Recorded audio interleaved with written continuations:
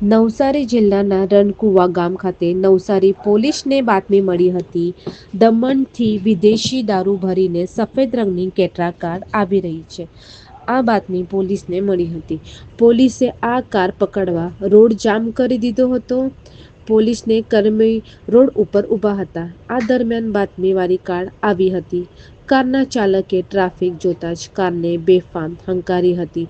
Police કારને રોકવા જતા કાર ચાલકે પોલીસ કર્મી ઉપર કાર ચડાવવાની કોશિશ કરી હતી.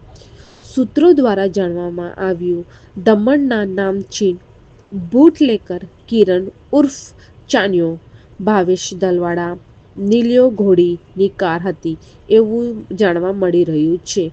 આ ત્રણ બુટલેકર પર કોનો હાથ છે? પોલીસ પ્રજાની રક્ષા માટે છે. કોણ કરશે આ જોવાનું રહેશે. દમણથી દારૂ ભરીને કાર ચેકપોસ્ટ પર પોલીસ કર્મીને નજર ચૂકવીને પર ગઈ હતી.